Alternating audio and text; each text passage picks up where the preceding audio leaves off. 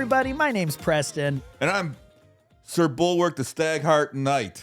Yes, and I, Sir For Preston. a limited time only. 50% off. Order now. This is Sugar Beats. We're so happy you tuned back in with us. We love that you keep coming back. Gotta be honest, this is going very well. People are really starting to like us. We got millions of views, dude. Millions. Millions. We're really hitting it off. I like the TikTok. Millions. I like the Instagram. I like the seeing me online. It's all very good. This is very fun. Congratulations. Hey, cheers to you guys. You guys rock. Thank you so much. It's all because of you. We couldn't do it without you. Literally, you're the reasons we're doing this. We couldn't do 1 million views for sure. That's a lot of effort. I could do like 6 or 8. And the day, fact maybe. that the millions just keep coming back every single video and watching the entire time and liking and subscribing and sharing. You know, now, it's who just do crazy. we blame this most for? Obviously, Colin. Colin is a juggernaut. That guy's a superstar. He is a juggernaut, no doubt about it. But I'm going to blame Cody. You know, even though he's behind the scenes most of the time, he gets in front of the camera once in a while, but most of the time he's behind the scenes. Yeah. This guy is phenomenal. Dude's been crushing you through. know, when you hear Joe Rogan and he's got Jamie, and Jamie, I know Jamie's doing way more than Joe Rogan is. Joe Rogan's talking, Jamie's bam, bam, bam, bam, bam all the time. That's Colin with us. You know, I don't know what disease he has, but I want to catch it. Yeah, I don't know if it's just fast typing or if it's just extra focus. I'm here to tell silly stories. These guys are the real powerhouse behind this. So seriously, thank you both and thank you all for making this happen. Really appreciate it, guys. We love it. 100%. I know we want to talk about several things, but we were talking about bands, and I was saying how Beatles got like 7, 8 good songs. I love like 7 or 8 of their songs, phenomenal. But I think they're way overrated as a band. Oh yeah, would way you say overrated? They suck in like half of their music. Oh, half of it. Yeah, I mean, I like I was saying earlier, I actually don't know the Beatles very well. I just like was born just at the right time, and my family was they were already less dead, into weren't it. they? I think so. I don't know what year Lennon got shot, but definitely I was born I think it was 94. 81. Really? We'll have What year Cody was the double check Beatles? on us, but I think he died in 81. Oh man. And I think the Beatles stopped in 73, 72. Oh, was he not playing with 71? them? When did the Somewhere in Beatles there. break up? Because that was a big thing too, right? Lennon and made Oko? they made their money and they said, okay, we've done it. But yeah, the real reason is because the psychotic lady that Lennon was dating. I saw him on a performance once with Jack Berry, maybe, and she came in and guest starred. Hilarious to see his eyes widen up when she started doing it, and then I believe they cut her mic at the end and like just let her pretend to be screaming the whole time. Yeah, and that's pretty much what you got, Colin. The Beatles did break up April 10th of 1970, and 70. John Lennon was murdered on the evening of December 8th, 1980. So in 70 and 80. I wasn't even born then, so just it's all kind of merged in. I knew the Beatles were somewhere between like the 80s and the Great Depression. I knew somewhere in there they fit in, so that makes sense. No, I remember I was a little kid, but I remember them breaking up. Yeah, I do that. I remember that, but you know, I was like 7, 6 years old at the time, so you knew it because we were talking about it, but it didn't really affect me. Sure. But you know, when Lennon got shot, you know, Huge. Obviously, I'm in high school and big deal. Big deal. And obviously, we don't want anyone getting shot unless they're like a terrorist and they need to die, or Hitler or something like that. Unless that terrorist makes really good movies. We don't want them getting shot. Yeah, come on, guys. Unless they've got like a golden record or something like that, then maybe, you know, let's hear them out Live to love, at least. man. Live to love. Yeah. You know, what are we doing? It's I'll crazy. say with the Beatles, all I know is Across the Universe. That movie musical that came out. Okay. It was big with the kind of psychedelic community. But really, we would watch it every year in my sociology class in high school. And it just was so fun. It's great. The movie's good. The music's good. The acting's good. Getting down with like the White Album or any of that. I don't know. Even when I think there was an Apple issue where like Michael Jackson owned some of the Beatles music and then sold it to Apple, but it didn't all work out or something like that. I truly am not a Beatles fan. And I know my friend Al Morgan is out there listening to this, scraping the inside of his ears hearing me say this because, you know, there are some people. I dare you guys to make a comment. I dare you. Come on, comment Defend section. your position. Come on. You know who's better than the Beatles? Weird Al Yankovic. I'll die on this hill. I'll die on this hill right now, boys. Do you know why? Name me 10 Beatles songs. Name me 20 Weird Al songs. You can name them all. They're great. He's entertaining, comedy and music. First, I'm not gonna diss Weird Al. Weird Al That's has a respect. special place in almost everyone's heart. You know, when you do Amish Paradise and a few other things, come on. White and nerdy. Oh, I'll tell you this: my brother and I, we had our Sweet 16 at a Weird Al concert. Went and saw him for our 16th birthday. So, Anyways, that's music. yeah, I'm glad we talked about it. We talked about it because I was saying how I used to have transition glasses that looked like John Lennon's round Right, glasses. right. Because, as you notice, we're wearing shades today. This is a very cool we're pretty episode. shady today. We're pretty shady, Pretty shady. We're looking cool. We're feeling cool. and we're doing it for a purpose. We're actually, it's a dual purpose. We can't tell you the one because it's a little too personal. But the second one Charity. is because we're gonna be talking about ghosts. And you know, if they see your eyes, they got your soul. We got to protect ourselves. Shades are the way you do it. We talked Shades to are the way. we have some friends at a ghost hunting podcast. They gave us some advice on how to be able to safely talk about spirits without the Ouija board coming in and scaring us. So I'm just going to say I am in a place in my life with ghosts where I don't necessarily believe that they're real, but my mother is a diehard ghost believer. And so are pretty much everyone else in my life. So though I don't believe in ghosts, anytime someone tells me a story, I kind of end up believing them because there's two things in my life that I can't explain that could be ghosts, but also maybe it's just something else. But it sounds like, do you have any ghost stories? Well, first of all, Where do you feel? I completely understand if you don't believe in ghosts. Thank you. Absolutely cool. But scientifically, the paranormal is absolutely provable Whoa. because there's some things we cannot explain away. There are certain things that have happened, paranormal or extra dimensional, whatever you want to label it as. I don't care. I like paranormal. But there is absolute scientific proof that does exist. Now, does that mean everyone's got a story? Is it a real story? I don't know.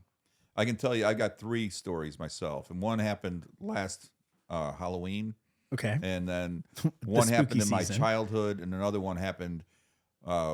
Really, it's like the family lore. Mm-hmm. It kind of happened to me, but mostly to my mom. So let's start with the Halloween one. Yeah. So I was at the Biltmore Hotel in Florida, a famous hotel, haunted. They had the mob that produced some undead people.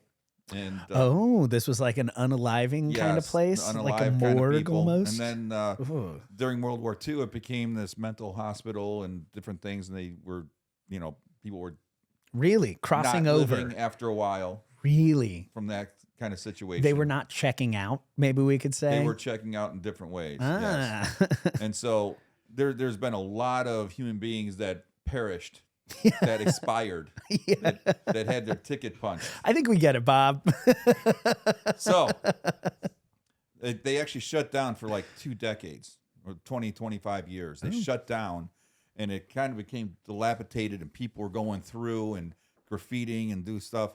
And then the city realized, hey, this is Miami. This is like a real historic place. This is the real deal. And so someone pumped, tens of millions of dollars to recover it, bring it back to what it used to be. And so now it's like $450 a night to stay there. Jeez, I'm crow. And they've got a pool that is like, I don't know, 700, 800 feet long. Mm-hmm. It's one pool, 700, 800 feet long. It's gorgeous. 5 foot the whole depth, or 5.5 the whole way. It's Wow. perfect. One reason I wanted to stay there is because of the pool, but the other thing is because it has a haunted verification that this place has hauntings. Someone so- gave it the stamp of approval. Because it's Sugar Beats. I'm like, you know what? Hey, we do field trips. It's Halloween Eve. Check it out. I've got an app on my phone that was supposed to censor, paranormal activity, sort of like Ghostbuster kind of stuff. There's an app for that. There is Oh, like well, 50 apps. problem I picked solved. I picked the free one.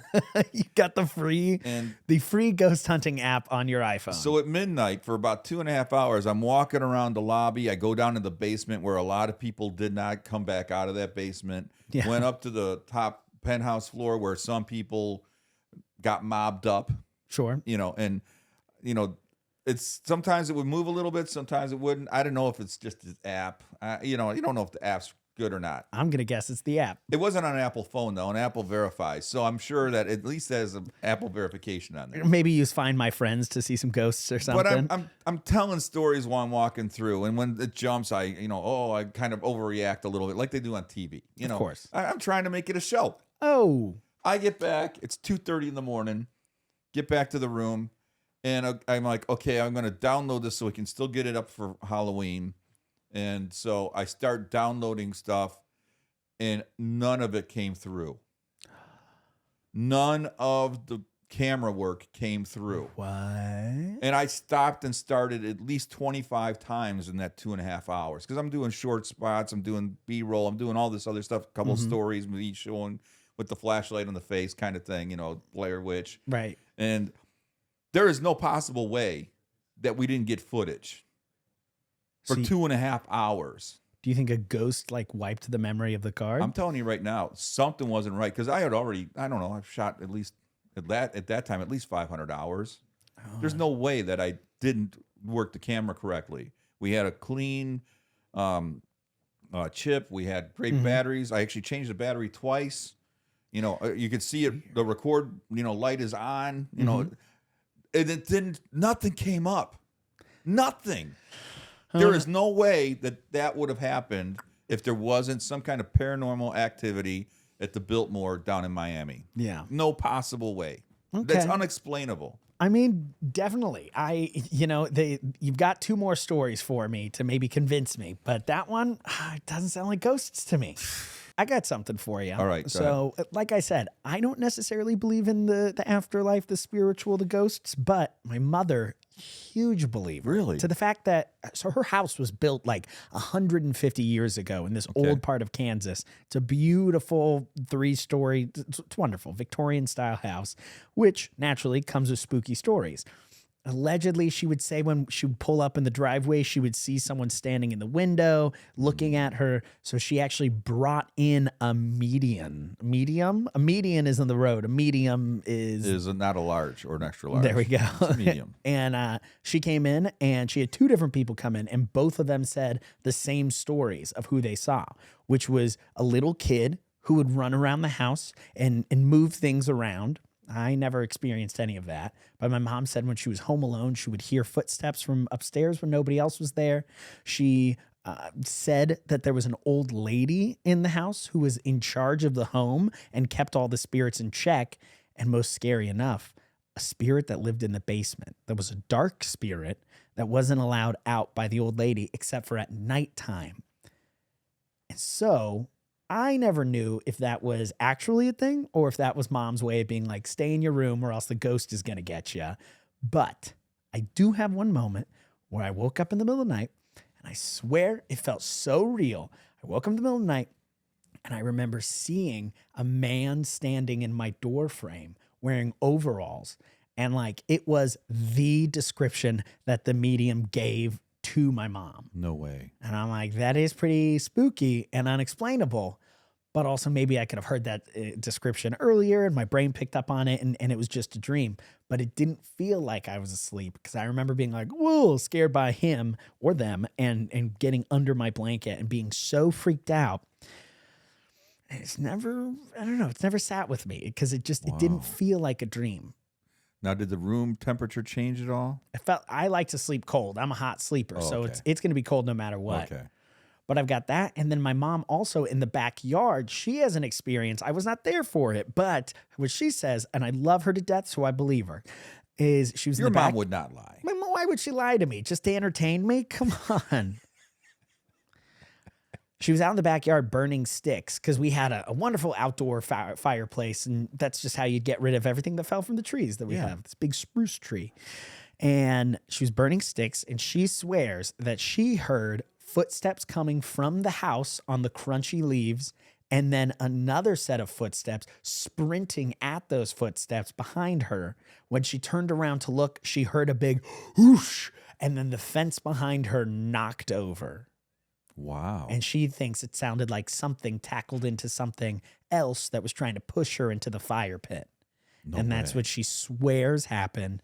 And the medium said that there was a spirit that lived outside. There was another dark spirit that lived at the end of the block outside, and it could have been those two kind of battling it out. I don't know.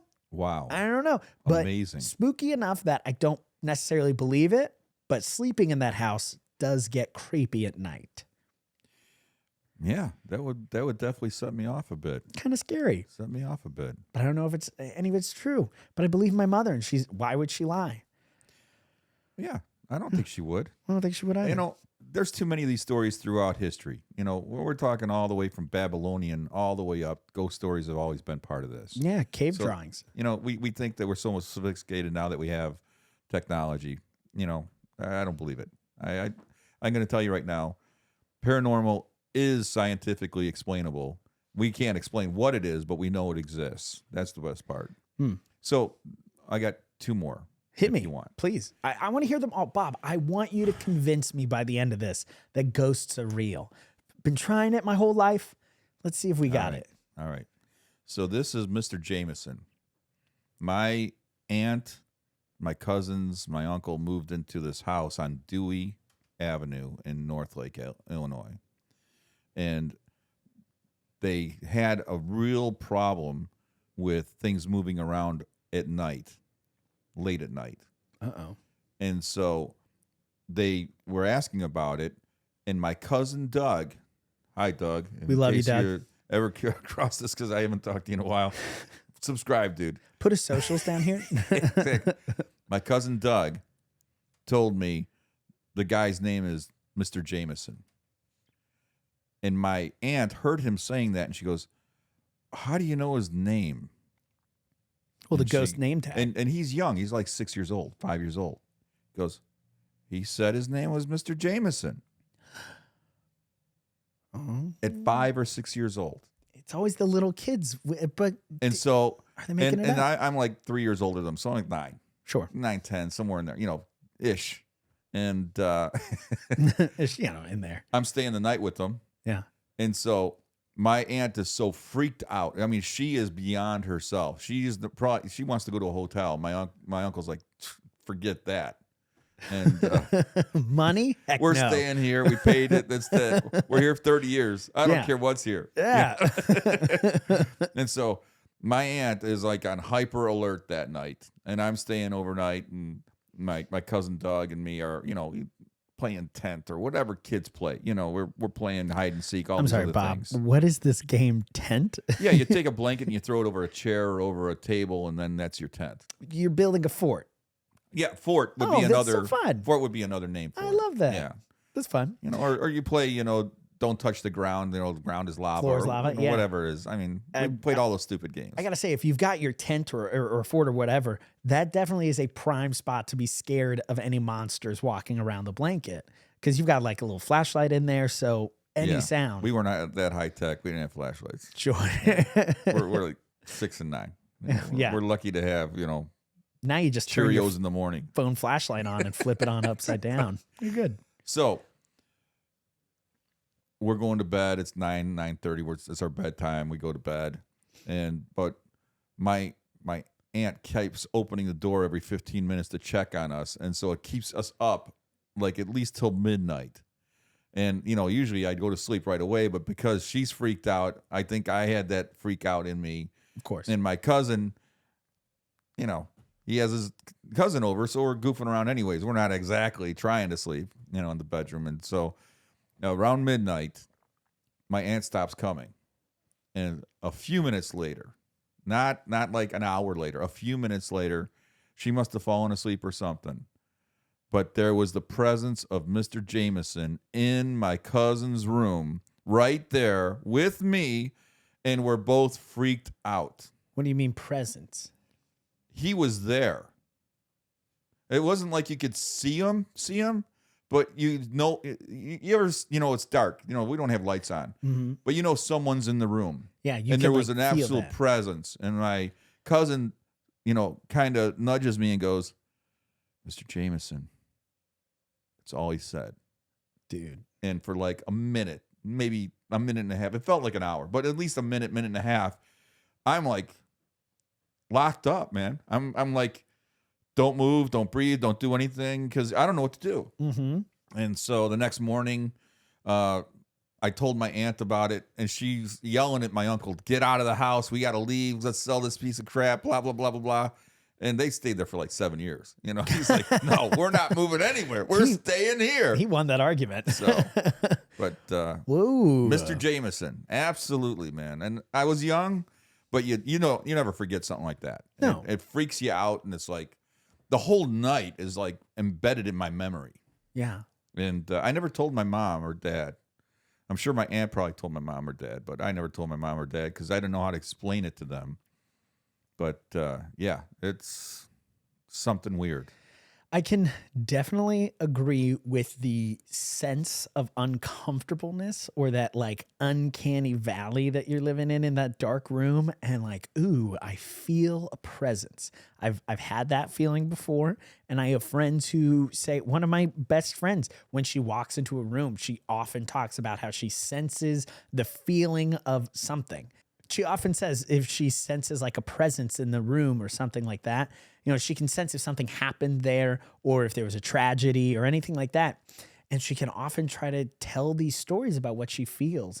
And sometimes she says she sees things too. And I think that's so mystical and magical. I just don't know what it is. I've never had it to that extent at all, but I've definitely been in that dark room that you're saying where you feel something is just not right or that something is there. I can totally agree with that. It's like that spidey sense, man. I don't know exactly how to explain it, but it's absolutely real. Well, I don't know what it is. If it isn't real, is it just your brain being extra active and extra on edge? Like, hey, it's dark. I'm scared. I'm just going to put feelers out that someone might be in here with you to make you feel like you should get out of here. But then it's also like, well, why do the different people always have that same feeling in the same rooms? And it's almost repeatable. I would agree. Maybe it is mental. I'm not going to discount that at all. Mm-hmm. But I think it's more primal. I think that, you know, there's a core of a human being that has a survival mode that, you know, it's unexplainable. They have that fight or flight survival mode no matter what. And it triggers different ways. But I think that's what it is. It's more primal than just a mental acknowledgement. It's sort of like, you know, death's door is here. What do I do? You know, Yeah. I got to do something, or maybe I don't do anything because if I do something, I'll be in trouble. So Yeah. but 100%. I think it's super primal, man. Super primal. Totally, because like imagine as a cave person seeing a ghost, like, I feel a presence. Wilma, the ghost turns the camera. It's a living. Yeah. All right. Okay. So again, the feeling of a ghost's presence, I can get behind that at least. I can get behind and agree that there is a feeling and some sort of sense of something's there. Is it a ghost? Is it paranormal? That's where I don't know. Yeah, I couldn't say because I don't know the guy's name. I couldn't say Mr. Jameson, but my cousin did. Sure. He was right with me, and he goes, "Mr. Jameson," and I'm like, can I say, whoa. As a troublemaker myself, I would 100% whisper Mr. Jameson to you. Every time I was watching an episode of Sopranos, still binging through that, and there was an episode where AJ and the kids were playing with a Ouija board, and my girlfriend started freaking out about it. And she's like, "If you ever brought one of those in the house, I would beat you." And I'm like, first off, it's already in the house, but It's under our bed. but yeah, it's under your bed. And there's just something so fun about having a Ouija board and being the little turd who moves it and freaks everyone out. And then just, I'm not moving it. Lie through your teeth. But that might be why I have such a negative angle towards this, is because I'm so willing to lie about a ghost to scare someone. Oh my God. I used to, with a roommate, terrify her. She was very about ghosts, very much like, this place is haunted. Anytime we'd move to a new place, there's a ghost here, yada, yada. And so, oh my God, I'm so sorry to you, Ducky. I loved living with you. You're a great friend. But I had this little portable speaker and I put it in her closet and I started making noises through it. And I was like, "Help me," in the middle of the night. So just from her closet, she was like, "Help me." And she got so scared. I could reach out my window and lean over and tap the outside of her window with a stick. And I would do that to freak her out. It was so fun. She was like a little sister, just tormenting her with this stuff. But she deeply believed it. And then that is the roommate where I brought a Ouija board in the house and got yelled at and had to go throw it away. Out of respect, I get it. And I'm not here to actually like ruin your day, but it is fun to freak you out. There is a element of entertainment with that. There's no doubt about it. I'm not really saying paranormal or ghosts are equated into the occult, because with Ouija boards and child sacrifice and witches and warlocks and all that stuff, I don't really have much credence in at all. Like seances, I don't have that, but actual ghosts, paranormal activity, whether it's multidimensional, whatever that's, I believe that's absolutely scientifically provable. Yeah. The rest of that stuff, Ouija's, seances, all that, no, I don't see that as possible. I see that that's just wrought with scams. Now, I'm not saying that there's nobody that can connect to other people like that. I think there might be. Maybe. But there's so much like people like you that would just, ham it up or 100%. or create that and feeling. I'm a good person, and I get so much Preston, joy. You are a good person. I'm a good person. And I get so much joy doing that. So what about a bad person who could a good profit person doing off the of it? devil's work there? Exactly. Listen, I'm a little Loki every once in a while. So that's part of my issue, but I don't know. These people who say that they feel these things, I don't think would be lying about it or have any kind of benefit over just that's what they believe they saw. I totally agree with that. And from my standpoint, I completely both of those things. And I know you're saying, oh, maybe there was a malfunction. No, there's no way that in that Biltmore, last Halloween Eve, it was a technical issue. There was something else going on there. Yeah. And I don't know what it was. It's kind of weird. But, Mr. Jameson, from my experience, I believe that is true. Now, from a 9-year-old mind to now, is there some things blurry or not? Probably, but it was burned in pretty tight. So that's hard to say. And I think the last one it's kind of my mom, kind of me. We had some relatives up in Wisconsin by Eau Claire, and Price, Wisconsin is what it is, really small area of town. And there's only Olsons and Andersons that live there. It's all Norwegian. It was my mother's grandmother who died. And she knew the very moment she died because she stopped in the kitchen. And she's like, something's wrong with, I can't remember her name anymore. Yeah, we'll call her Jean. It's an old person name. I can't remember. And, Sandra. Yeah, those are modern names. I'm thinking like Beatrice or something. Millie. Beatrice. We'll call her Beatrice. I'm sure it wasn't. But, and we got a call like 3 minutes later from my mom's mom saying, I just got a call from the farm and your grandmother died.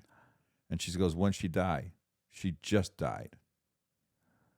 And so how in 3 minutes, everything cost long distance back then. So how do you know that someone, my mom stopped everything for like 5 seconds and just said, my grandma's dead.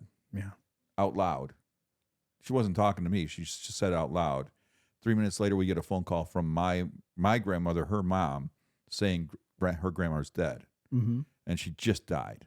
How do you know that? That's crazy. That there's something there. I don't know what it is, but there's a connection somehow of, dead people or, maybe it's familial. Maybe I don't know what it is, but that's absolutely uncontestable. Yeah. I mean, you're bringing up some really good points. How do you contest that? It's not possible to contest it. I got two things. One, I'm a twin, and there is like that twin connection. Is there? He's been hurt. I felt it before. 100%. I believe in that too, which is its own crazy thing. Does that make sex twice as good?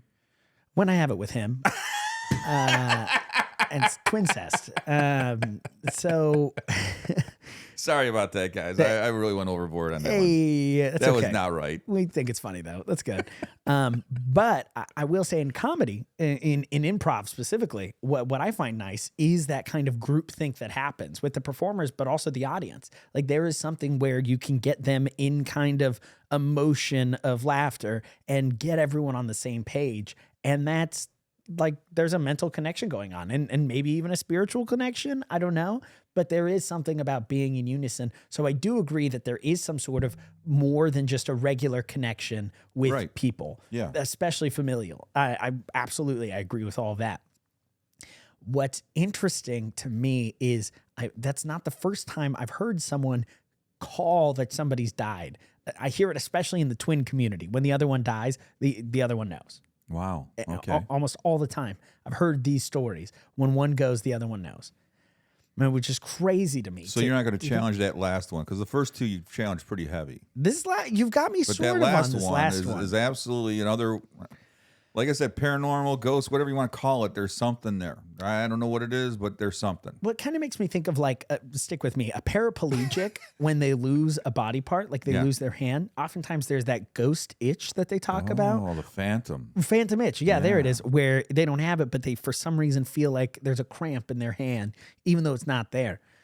Now, is that because they're still sensing that it once was there and now this is a phantom, or is this a brain wiring that's just wrong? And maybe this leads us into why we think ghosts are there, that there should be someone here, but there isn't. And so that's what we're picking up on. Or I don't know. I don't know. I move every time I have this conversation a little bit towards maybe ghosts are real, maybe the parent, maybe it's not ghosts, maybe it is something else. Right. But I still don't know if that something else is a presence there or if it's our brain just somehow knowing something was supposed to be there and it's not. I don't know. But I mean, Eau Claire's like 500 miles away from Chicago, 400 miles away from Chicago. How would you know that? Because I've driven it a lot of times. Wow. That's why I know the distance. Oh, you mean how would they know that someone died up there over here? How would your brain know that? Without communicating. Absolutely. Exactly. It's like it's that hive mind kind of mentality. And I really don't know.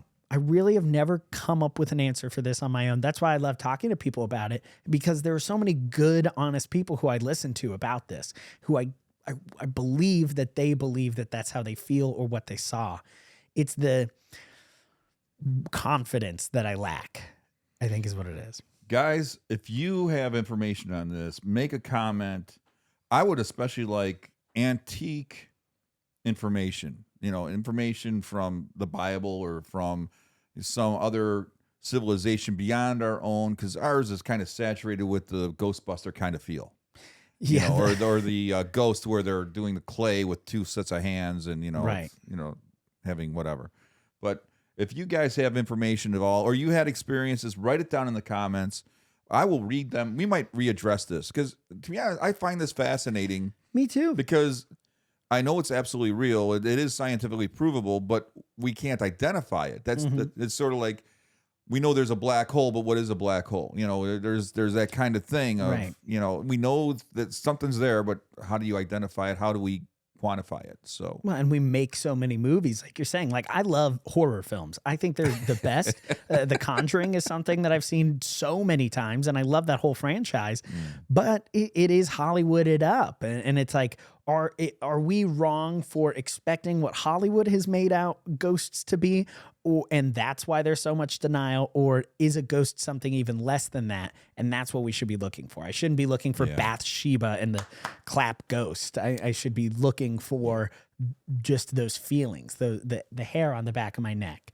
Maybe that's what it is. Yeah. For horror movies, by the way, I go about as deep as the Peanuts Halloween. Whoa. That's real after spooky. that, it gets a little too scary for me. I don't really mess with it. There's something about scary movies that I adore. I love them in my own place, but I prefer them in a movie theater because the energy of the crowd right there is something else that's like palpable, right? We're all feeling that scary thing in the room, but then we leave and it's totally safe, or so we think. Because then every time you leave a scary movie in a theater, you feel like the thing is following you to your car. Oh, yeah. So I think that fear is part of what people are picking up with ghosts. Okay. I think that's my soft pitch. I'll leave my opinion there until next time we touch on this. But I'm pretty sure you and I are going to be back talking about ghosts. You know what? Maybe we'll have an expert on, and we could maybe ask them questions. I would or hear love their if stories. you guys are an expert on ghosts. If you are a ghost yourself and can actually make yourself so you could get on camera, we're up for it, dude. Let us know. That'd be great.